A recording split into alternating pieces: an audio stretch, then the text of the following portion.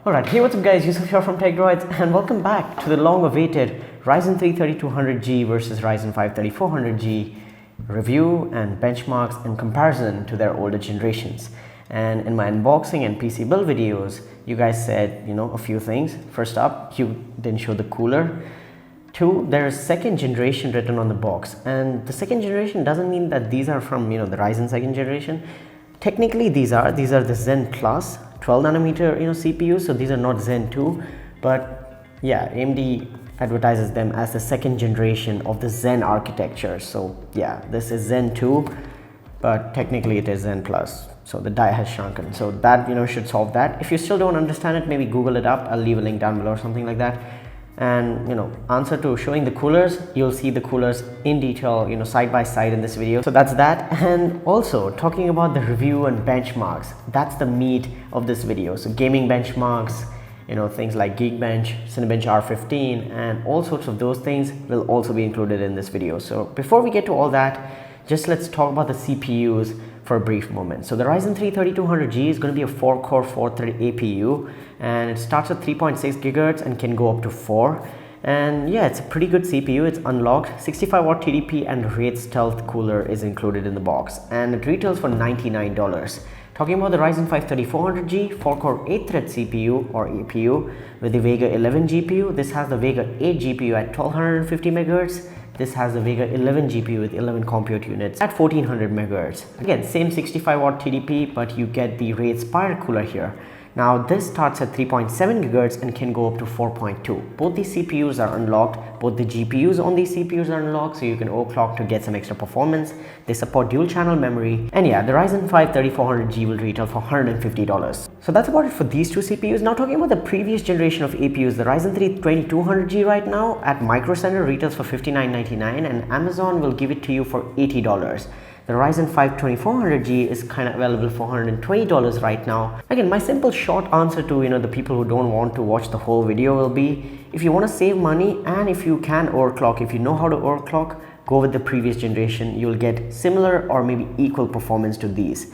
But if you want to invest in new APUs, you want the Zen Plus architecture, you want the 12 nanometer FinFET technology, and you want slightly extra performance, then you can go with these. But comparing to the older generation, these are not the best price to performance or bang for your buck. The older generation is definitely better price to performance, but they're not better in performance. So that's that. You will get slightly maybe 5 to 10 FPS across the board on these new generations. So now let's get to the Ryzen 5 3400G and the Ryzen 3 3200G. Now comparing Geekbench, you can see that the single core performance of both these CPUs is pretty close by. So you're getting a score of around 4100 plus on the Ryzen 3 3200G and 4300 plus on the Ryzen 5 3400G.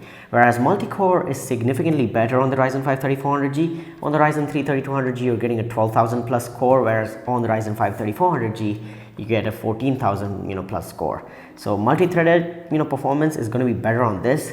And again, one more simple short answer: if you're looking to play 1080p and if you're looking to push the CPUs, don't go with the Ryzen 3 3200G. The Ryzen 3 3200G is basically an esports gaming CPU. So you will be playing most of the time at 720p or 1080p low to medium settings. Depending upon the games, you will have to tinker around. Forget the AAA titles with the Ryzen 3 3200G. It's not going to happen. Even GTA 5 at 720p is bad. And yeah, you can play things like Fortnite and PUBG Lite, not the main PUBG game, the PUBG Lite game which has come out very recently. That should run well on the Ryzen 3 3200G as well as on the Ryzen 5 3400G.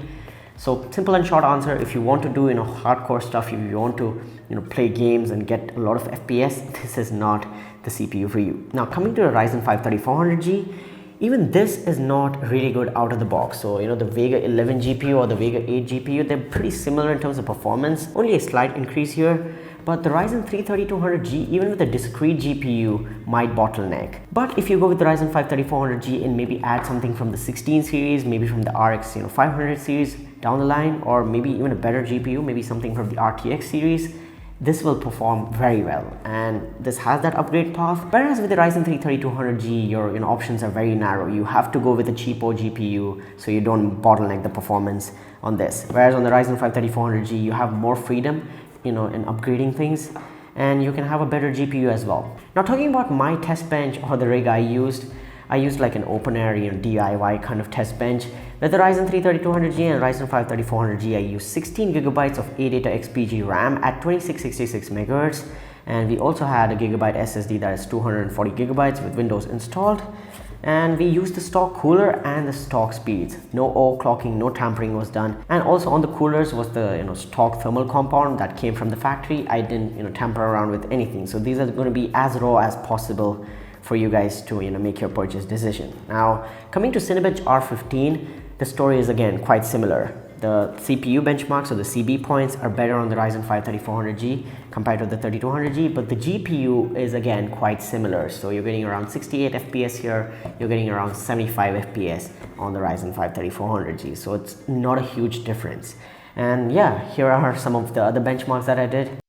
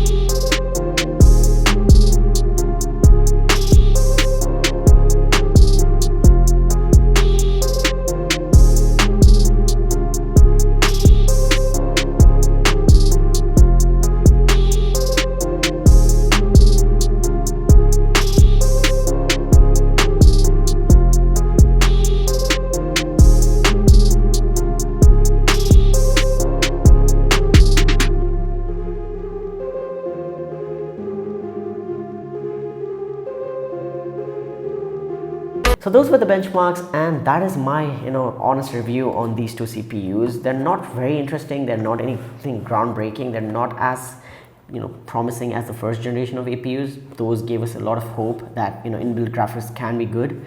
But yeah, that's it for this review, the 3200G and the 3400G. And I also used for my testing the ASRock B450 Steel Legend motherboard. This is out of the box compatible with these two CPUs. I didn't have to update any BIOS or anything like that. They worked out of the box. And yeah, if you want to build a PC on these two, you should definitely look at the ASRock B450 Steel Legend, or also the Asus motherboard that I recommended in my PC build.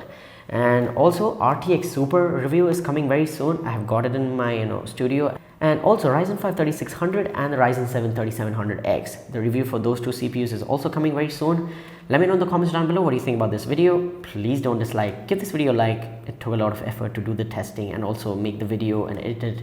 I'm actually editing this at 3 AM in the night, so again that's that. Again, thanks so much for watching, guys. Go ahead and smash the like button. Also subscribe to the channel for more videos like this and hit the notification bell so you don't miss out on future uploads. And thanks so much for watching. I'll catch you guys in the next one. Peace out.